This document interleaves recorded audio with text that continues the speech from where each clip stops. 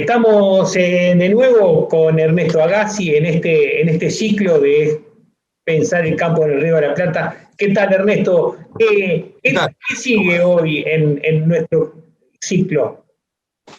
Y mirá, quedamos la otra vez en que el virreinato del Río de la Plata iba hasta Alto Perú y Paraguay y la banda oriental y lo que hoy es la Argentina.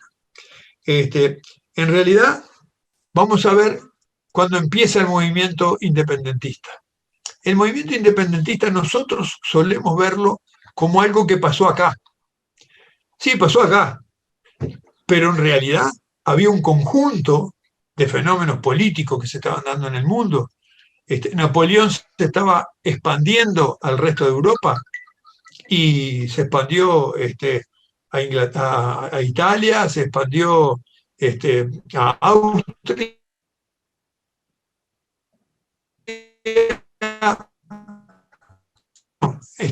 sustituyendo al rey. Y no pudo entrar en Inglaterra porque en realidad Francia e Inglaterra estaban en guerra a raíz de esto, digamos, de la expansión de la república que se dio como centro en Francia después de la Revolución Francesa. Esto llegó a España y esto llegó a nuestras colonias. Entonces nuestras colonias que dependían de Carlos IV y después del rey Fernando VII, el rey tuvo que disparar y las autoridades españolas pasaron a ser Pepe Botella, el hermano de Napoleón. ¿Qué hacían los gobernadores españoles que había en estas regiones? ¿Y qué hacían los criollos que estaban acá? Entonces fueron momentos de muchísima confusión. Algunos, en realidad, se sublevaron de las autoridades diciendo que ellos respondían a Fernando VII, al rey de España. Las primeras movilizaciones independentistas de acá no fue para independizarse de la corona española, fue para independizarse de la administración española, que era de Napoleón, pero respondiendo al rey de España, que era Fernando VII, ¿no? Las primeras. Pero esto pasó rapidísimo en toda América. Y en toda América corrió como reguero de pólvora, quizá lo que tiene más importancia y más conocido es lo de Simón Bolívar, de independizarse de España.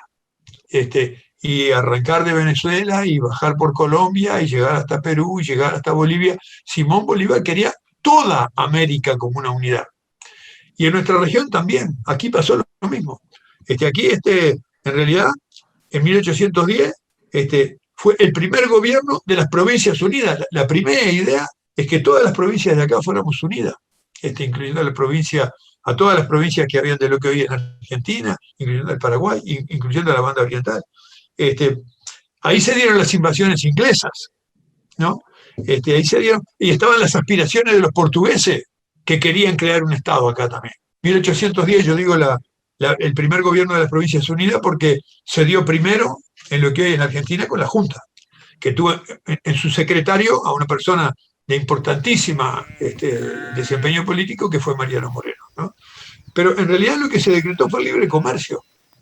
La Junta Central de Buenos Aires estableció el libre comercio, con lo cual podían comercializar. Los ingleses veían bien este fenómeno independentista de aquí y trataron de meterse, bueno, después trataron de invadir también, ¿no? Ahora, en este marco, lo que fue defender a Fernando VII, no aceptar las nuevas autoridades y formar un gobierno propio, llevó al movimiento independentista. El movimiento independentista fue muy fuerte, ¿no? Y el movimiento independentista en esta zona no fue solo la independencia de España. Rápidamente vino el proyecto de construir una institucionalidad propia, o sea, cambiar, hacer una revolución, ¿no? Quizá yo voy a hablar un poco de las medidas que se tomaron en la banda oriental y después voy a hablar de las medidas que se tomaron en lo que es la Argentina. Digamos, de las primeras medidas que tomó el gobierno de Artigas, Artigas se enfrentó con el Cabildo de Montevideo y Artigas hizo el éxodo y se fue para la Yui, seguido por su pueblo. Lo primero que hizo fue un reglamento aduanero, donde establecía condiciones para la exportación y para la importación de productos. Hizo un reglamento de tierras. En realidad, todo esto no era la independencia. Todo esto tenía fundamento filosófico. Un fundamento bien importante era el fomento. La idea de fomento es una idea que tiene hasta una base jurídica en la España. Hoy todavía en España hay un ministerio de fomento que le asigna al Estado un rol de organizar las actividades junto con la ciudadanía. Por eso el reglamento de tierra se llama Reglamento Provisorio para el Fomento de la Campaña y Seguridad de los Asentados, porque se trataba de fomentar la campaña. Ahora, en realidad, lo que se hizo, lo que le encargó la Junta de Buenos Aires a Mariano Moreno como secretario fue la redacción de un plan de operaciones. El plan de operaciones de Mariano Moreno fue un plan de operaciones muy discutido, incluso muy buscado, incluso con distintas interpretaciones, pero ese plan de operaciones respondía al nuevo gobierno de las Provincias Unidas del Río de la Plata. Tenía 9 artículos importantes, ¿no? Tenía medidas militares, tenía medidas económicas, tenía lo que llamaba un método para las medidas tácticas y para la estrategia. O sea, fue un documento muy discutido, ¿no? En realidad, fue un uruguayo el que rescató la importancia de ese documento, un embajador uruguayo en Buenos Aires, Magariño Cervantes, que dijo que ese documento era el eje de la revolución hispanoamericana. Escribió incluso un libro que se llama La Revolución Hispanoamericana. Ahora, ¿qué era un reglamento de comercio? Se planteaba, mirá lo que se planteaba, expropiar la riqueza a los españoles, expropiar la riqueza a los españoles. ¿Qué te parece? Crear ingenios y fábricas, ¿no? Fortalecer la navegación. O sea, esto era en realidad un planteo de construir una nación, ¿no? La nación existía, construir un Estado, que es la organización de la nación que se venía desarrollando. Y seguro, atacaba intereses muy poderosos, intereses del patriciado. Después hubo toda una lucha, yo no soy historiador, pero sé que al final lo mandaron a Londres y en el viaje lo envenenaron con arsénico. No, la cosa era así de simple. Pero en este momento yo quiero ubicar para ver qué papel cumplía el campo en este momento. Fíjate que estos fueron guerras. Hubieron guerras contra los ejércitos españoles, cientos de batallas por todos lados. Entonces, había una gran crisis. En el Río de la Plata habían 24 saladeros antes, pero con todas estas batallas, las batallas eran las peleas, eran los gauchos que incorporaban los ejércitos y era la faena de rodeos para alimentación de los ejércitos. Entonces quedaba destrozado todo, quedaban destrozadas las casas, quedaban destrozadas las separaciones entre los campos, se veían disminuidos los animales, se multiplicaban las jaurías de perros. Entonces, ¿cuál fue la importancia de un reglamento de tierras? En realidad, Artigas firmó el 10 de septiembre de 1815 este reglamento que yo digo. Fue un reglamento muy importante, pero un reglamento breve. En aquel tiempo los documentos no eran como ahora que los hacemos de cientos de páginas. Tenía 29 artículos nada más. Pero ese reglamento que establecía como principio que los más infelices serán los más privilegiados. Él no decía que los más infelices sean los más privilegiados. Él decía, los más infelices serán los más privilegiados. Era un compromiso que asumía, ¿no? También ponía en este caso a las viudas con hijos, y en realidad, y los hombres que fueran casados, que tenían prioridad, le daba tierra y le daba marcas para el ganado también. La tierra sola no, o sea, le daba la tierra para que tuviera sus animales y que los animales se puedan identificar. Pero eso sí, y todo esto se lo daba a los gauchos pobres. Le daba preferencia a los casados frente a los solteros. Era una manera de organizar la actividad económica que había en aquel tiempo, y la actividad económica que había en aquel tiempo era la crianza de ganado y la explotación de las mercancías que se sacaban de los ganados. Fíjate que obligaba a que en 2 meses se hiciera rancho y 2 corrales. Y si no, le sacaba la tierra y se la daba a otro. Nada de caritativo era, ni nada de populista. Distribuía el recurso para empezar un proceso de desarrollo, ¿no? Y tenía también aquella famosa frase de que las tierras se le iban a sacar a los malos europeos y a los peores americanos. O sea, esto era la revolución, era apropiarse de los recursos naturales que había para dárselo a la gente, ocupar los territorios. ¿Y cuánta tierra le daba? Y le daba la tierra que en aquel tiempo se precisaba para que una familia viva cómoda. Eran 7.500 hectáreas. Era 1,5 legua de frente por 2 leguas de fondo, ¿no? Y tenía algunas medidas económicas, porque, por ejemplo, prohibió la matanza de hembras y prohibió el arreo de tropas para el Portugal también. O sea, en realidad, esto no era una reforma agraria, como muchas veces se piensa, sobre todo la gente joven que no ha tenido oportunidad de reflexionar estas cosas. Esto no era una reforma agraria, esto era un proyecto de país. Distribuía la riqueza desde el gobierno con los recursos que había, ¿no? En realidad era un proyecto de país. Como era un proyecto de país, yo creo también el plan de operaciones de Mariano Moreno. Esta fue la revolución.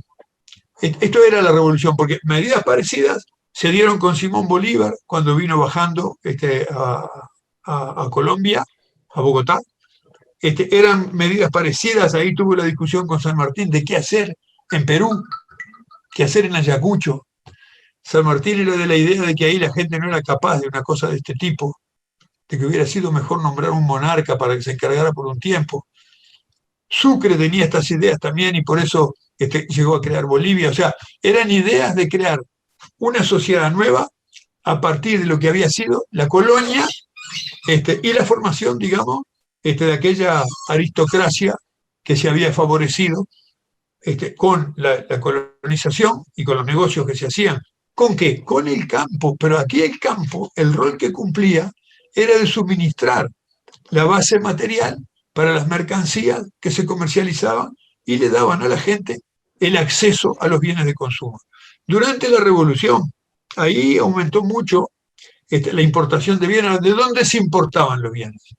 Y los bienes se importaban de Inglaterra. ¿Dónde estaban las fábricas textiles? No había en España fábricas textiles. Las fábricas textiles estaban sobre todo en Inglaterra y algo en España. ¿De dónde traían la cerámica? O sea, aquí hubo un problema que había estos territorios, el virreinato del Río de la Plata, exportaba materias primas y importaba bienes manufacturados de donde el capitalismo se estaba desarrollando. De donde había producción fabril, donde se aplicaban nuevas técnicas, donde había una producción concentrada y donde ya había una lógica empresarial capitalista. En cambio aquí lo que había era un patriciado que en realidad empezó apropiándose de los ganados, terminó apropiándose de la tierra y empezó a partir de 1800, por 20 años o algo así, un proceso de lucha muy grande con una mentalidad revolucionaria que quería construir en estos lares algo parecido a lo que habían hecho los americanos en América del Norte, algo parecido a lo que fueron los ideales de la República Francesa, algo parecido a lo que habían planteado en las dos revoluciones inglesas que habían habido antes de la Revolución Francesa. Había muchas ideas nuevas de cómo construir una nación más justa con el bienestar para el ciudadano. Eso fue lo que se plantearon los movimientos revolucionarios. Ernesto, entonces, los malos europeos y peores americanos, ¿eran los patricios del capítulo anterior? Eran los patricios del capítulo anterior, eran los comerciantes acomodados, y eran también lo que quedaba de España. Los ejércitos con los que ellos pelearon eran los ejércitos españoles, los ejércitos con los que peleó Artigas, con los que peleó San Martín. En realidad España lo que ponía era la formación militar. Los ejércitos españoles eran muy poderosos, porque tenían experiencia de haber peleado en Europa, habían peleado con Napoleón en Europa, y además tenían armas de fuego muy modernas. Los gauchos nuestros acá tenían las medias lunas y tenían lanza, y mira, tuvieron algo de arma porque los norteamericanos les mandaron algunas partidas de armas para sus luchas de formar las Naciones Unidas, porque las Naciones Unidas acá era medio parecido a las Naciones Unidas que ellos formaron en América del Norte. Los movimientos revolucionarios en aquella época estaban conectados en toda América del Sur y también con revolucionarios de otros lares. Las comunicaciones eran muy lentas, un barco que era el que traía noticias demoraba 20 días en venir de Europa, pero igual la gente se enteraba. ¿No? Así que fue un periodo muy rico, pero un periodo que perdió, fue derrotado en nuestra región. Después va a venir, después de esto viene otra etapa.